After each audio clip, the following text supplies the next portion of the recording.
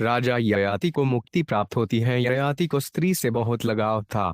हालांकि समय के साथ जब वह यौन आनंद और उसके बुरे प्रभावों से निराश हो गया, जीवन के इस तरीके को त्याग दिया और अपनी प्यारी पत्नी को निम्नलिखित कहानी सुनाई। मेरी प्रिय पत्नी, शुक्राचार्य की पुत्री, इस दुनिया में बिल्कुल मेरे जैसा कोई था। कृपया सुने, क्योंकि मैं उनके जीवन का इतिहास बताता हूँ। ऐसे गृहस्थ के जीवन के बारे में सुनकर गृहस्थ जीवन से संन्यास लेने वाले सदा विलाप करते हैं। वन में घूमते घूमते अपनी इंद्रियों की तृप्ति के लिए भोजन करते करते एक बकरा संयोग से एक कुएं के पास पहुंचा, जिसमें उसने देखा कि एक बकरी सकाम फल के प्रभाव से असहाय होकर उसमें गिर पड़ी है। गतिविधियां योजना बनाने के बाद उसे कैसे प्राप्त करें। बकरी कुएं से निकली। कामी बकरी ने अपने सींगों की नोक से कुएं के किनारे की मिट्टी इस प्रकार खोदी कि वह बड़ी आसानी से बाहर निकल आई। जब वह बकरी, जिसके बहुत अच्छे कूल्हे थे, कुएं से बाहर निकली और उसने बहुत ही सुंदर बकरी को देखा, तो उसने उसे अपने पति के रूप में स्वीकार करने की इच्छा की। जब उसने ऐसा किया तो कई अन्य बकरियों ने भी उसे अपने पति के रूप में चाहा, क्योंकि उसके पास एक बहुत ही सुंदर शारीरिक संरचना और अच्छी मूछें और दाढ़ी थी और वह वीर्य और संभोग की कला में निपुण थी।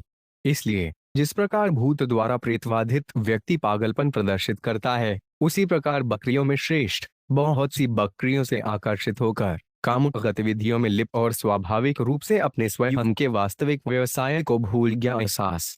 जब कुएं में गिरी हुई बकरी ने अपनी प्यारी बकरी को दूसरी बकरी के साथ यौन संबंध में लिप्त देखा, तो वह बकरी की हरकतों को बर्दाश्त नहीं कर सकी। अपने पति के दूसरे के साथ व्यवहार से दुखी होकर बकरी ने सोचा कि बकरी वास्तव में उसकी दोस्त नहीं थी, बल्कि कठोर दिल थी और केवल कुछ समय के लिए उसकी दोस्त थी। इसलिए क्योंकि उसका पति कामुक था, वह उसे छोड़कर उसके पास लौट आई। पूर्व अनुरक्षक बहुत दुखी होकर बकरी, जो अपनी पत्नी के अधीन थी, ने सड़क पर बकरी का पीछा किया और उसकी चापलूसी करने की पूरी कोशिश की, लेकिन वह उसे शांत नहीं कर सका। वह बकरी एक ब्राह्मण के घर गई, जो दूसरी बकरी की रखवाली कर रहा था, और वह ब्राह्मण गुस्से में बकरे के लटकते अंडकोश को काट डाला। लेकिन बकरी के अनुरोध पर ब्राह्मण ने बाद में रहस्यवादी योग की शक्ति से उन्हें फिर से जोड़ लिया। मेरी प्यारी पत्नी, जब बकरी के अंडकोश ठीक हो गए, तो उसने उस बकरी का आनंद लिया जो उसने कुएं से प्राप्त की थी। लेकिन यद्यपि वह कई कई वर्षों तक आनंद लेता रहा, अभी वह पूरी तरह से संतुष्ट नहीं हुआ है। हे सुंदर भौं वाली मेरी प्यारी पत्नी, मैं बिल्कुल उस बकरे की तरह हूँ, क्योंकि मैं बुद्धि में इतना गरीब हूँ कि मैं आपकी सुंदरता पर मुग्ध हूँ और आत्म साक्षात्कार के वास्तविक कार्य को भूल गया हूँ।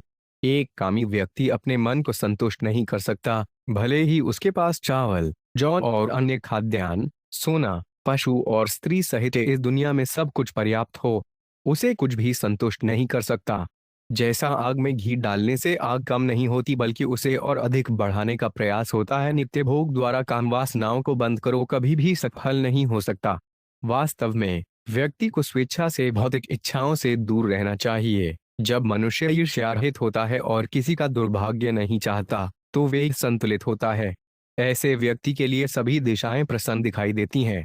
जो लोग भौतिक भोग से बहुत अधिक आसक्त हैं, उनके लिए इंद्रिय तृप्ति का त्याग करना बहुत कठिन है। यहाँ तक कि जब कोई वृद्धावस्था के कारण अशक्त होता है, तब भी वे इंद्रिय तृप्ति के लिए ऐसी इच्छाओं को नहीं छोड़ सकता।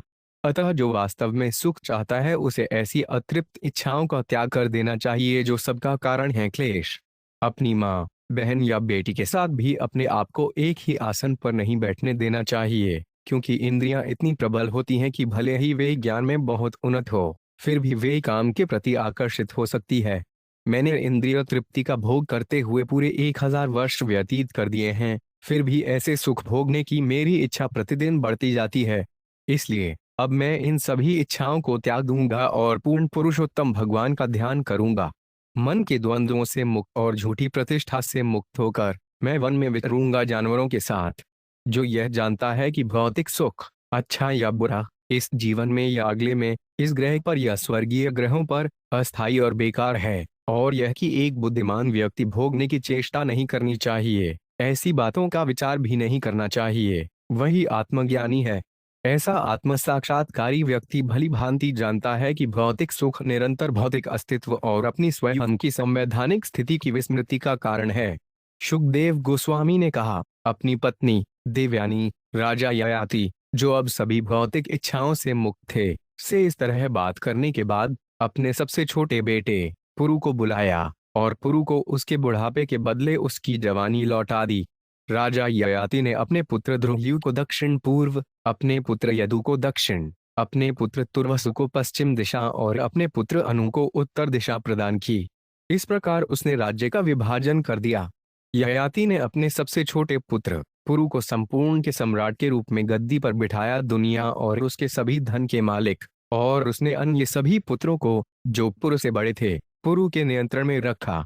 हे राजा परीक्षित, कई वर्षों तक इंद्रिय तृप्ति का आनंद लेते हुए ययाति उसका आदी हो गया था, लेकिन उसने उसे एक पल में पूरी तरह से छोड़ दिया, जैसे एक पक्षी अपने पंख उगते ही घोंसले से उड़ जाता है। क्योंकि राजा ययाति ने भगवान के परम व्यक्तित्व वासुदेव के प्रति पूरी तरह से आत्मसमर्पण कर दिया था, वे प्रकृति के भौतिक गुणों के सभी संदूषण से मुक्त हो गए थे। अपने आत्म साक्षात्कार के कारण वह अपने मन को परब्रह्मण वासुदेव पर केंद्रित करने में सक्षम थे, और इस प्रकार उन्होंने अंततः भगवान के सहयोगी की स्थिति प्राप्त की। जब देवयानी ने महाराज ययाति की बकरी और बकरी की कहानी सुनी, तो उसने समझा कि यह कहानी, जिसे पति और पत्नी के बीच मनोरंजन के लिए एक मजेदार मजाक के रूप में प्रस्तुत किया गया था, का उद्देश्य उसे उसकी संवैधानिक स्थिति के प्रति जगाना था। तत्पश्चात शुक्राचार्य की पुत्री देवयानी ने समझा कि पति, मित्रों और रिश्तेदारों की भौतिकवादी संगति पर्यटकों से भरे होटल में संग की तरह है।